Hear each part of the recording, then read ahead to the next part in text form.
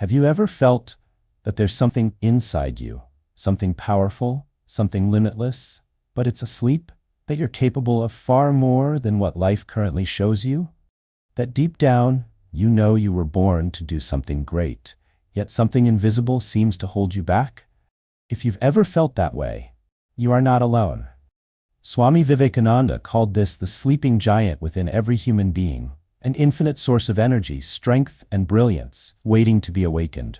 And when this hidden energy awakens, you don't just change your life, you elevate it to a whole new dimension. This is not philosophy. This is science, the science of inner energy. And in this video, we'll explore how Swami Vivekananda taught us to awaken that hidden power, step by step. Let's begin with a simple truth. Everything in the universe is energy. The stars, the oceans, the mountains, all are manifestations of one energy expressing itself in different forms. Modern science agrees. Albert Einstein said, "Everything is energy, and that's all there is to it." But more than a century before Einstein, Vivekananda declared, "The whole universe is the manifestation of that one power which we call Brahman. This same power is present in every being, only waiting to be realized." You see, Vivekananda didn't believe human beings were weak, limited creatures. He believed we are divine energy in human form. He said the difference between a saint and a sinner is in degree of manifestation. The infinite power is within all of us. That means right now, at this very moment, you already have the strength, intelligence, and courage you seek. It's not outside you. It's dormant inside you. So if power is already within, why do most people feel powerless? Because, as Vivekananda explained, ignorance is the cause of all weakness. We live unaware of our inner energy, like billionaires begging for coins. The purpose of Raj Yoga, meditation, and spiritual discipline, according to him, is not to create energy, but to remove the obstacles that block it. Once, Vivekananda told a story to explain this truth. There was a lion cub who grew up among sheep. He ate grass, bleated like a sheep, and feared the wolves. One day, an old lion saw this strange sight, a lion behaving like a sheep. He grabbed the young lion and dragged him to a lake. "Look," said the old lion, "see your reflection.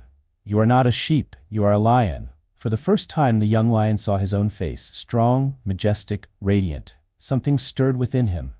A roar that had been silent for years. He opened his mouth and roared. And in that instant, he became free. Vivekananda said, "We are all that lion.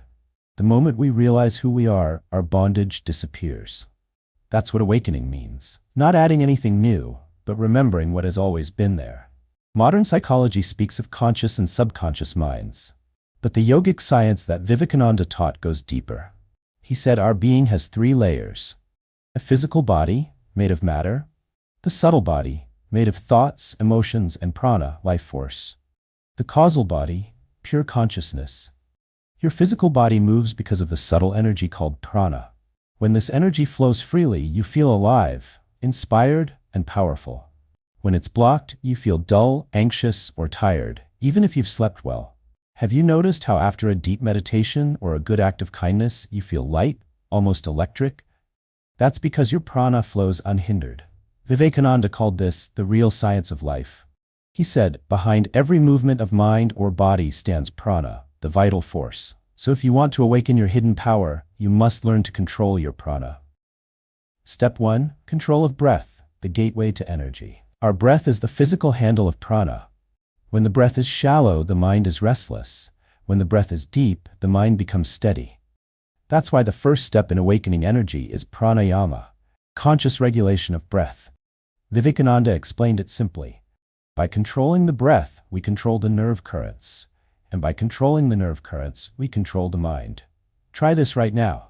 Inhale deeply through your nose for 4 seconds. Hold gently for 2. Exhale slowly for 6. As you breathe, visualize golden light entering your body with each inhale, and all tension leaving with each exhale. Do this for 5 minutes daily. This simple act cleanses the energy pathways, increases focus, and floods the body with vitality. Modern science now confirms what Vivekananda taught. Slow, rhythmic breathing activates the parasympathetic nervous system, lowering stress, increasing clarity, and balancing hormones. You're not just breathing air, you're breathing life force. Step 2. Focusing energy through thought. The next secret Vivekananda revealed is this: where thought goes, energy flows. Every time you focus your mind on something, your energy follows it. That's why negative thinking drains you, while inspired thinking energizes you. He said, each thought we think is a force sent out into the world. Every thought creates its own vibrations. So if you constantly think of fear, you feed fear. If you dwell on weakness, you feed weakness. But if you train your mind to think of strength, purity, and greatness, you align with those vibrations and they start shaping your reality. That's the science behind affirmations and mantras, not superstition, but focused energy direction. Every morning, repeat silently, I am pure energy. I am fearless. The divine power within me moves through every cell of my being. Don't just say it, feel it. Visualize your body glowing with golden light. You're reprogramming your inner current, transforming weak vibrations into powerful ones. Step 3. Transmuting sexual energy into spiritual energy. This was one of Vivekananda's boldest teachings, and also one of the most misunderstood. He said, the chaste brain has tremendous energy and gigantic willpower. The energy that goes into lust is transformed into ojas, spiritual power. This doesn't mean suppression. It means transmutation, channeling life energy upwards instead of scattering it. Every act of self-control, every moment you choose focus over indulgence, you accumulate inner electricity. It becomes the fire of your creativity, leadership, and magnetism. Modern science calls it dopamine discipline. Vivekananda called it brahmacharya. He said, in every person there is an infinite ocean of energy. The more it is controlled, the more it is concentrated, the more it manifests. That's why disciplined people radiate power even without speaking. Their energy field is strong. To awaken hidden power, you must guard where your energy goes. In thoughts, actions, and habits. Step 4. Service and selfless action. You might think awakening power is a solitary journey, but Vivekananda reminded us, energy grows stronger when shared. He said the more energy you spend in doing good to others, the more will it increase. When you serve without selfish motive, your heart opens, your ego softens, and your energy expands. Have you noticed that after helping someone sincerely, you feel lighter, happier, more alive? That's energy renewal. Because divine energy flows most freely through an unselfish heart. So you ever feel blocked or drained? Do something kind. You'll be surprised how quickly your energy transforms. Step 5. Meditation. The switch that turns energy into power. All previous steps, breath control, discipline, service, prepare you for one thing, meditation. Vivekananda said, meditation is the means of unifying the scattered rays of the mind and turning them inward. When you meditate, the prana that usually rushes out through senses begins to move inward, awakening higher centers of energy in the spine and brain. He described this process scientifically. When the mind is concentrated and turned inward, the energies which now flow outward are made to flow in. This is the whole secret. In deep meditation, you connect to the infinite source of power, the divine self. You stop depending on outer situations for energy or peace. You draw directly from the ocean within. That's why after true meditation, you don't just feel relaxed, you feel recharged, fearless, and expansive. The signs that your energy is awakening. How will you know it's working? Vivekananda described certain signs. You'll feel natural enthusiasm, without caffeine or stimulation. Your thoughts will become clear and steady. You'll need less sleep, but feel more rested. You'll start attracting opportunities effortlessly. And most of all, you'll experience peace, even amid challenges. He said, the awakened soul is calm in storm, cheerful in sorrow, and strong in adversity.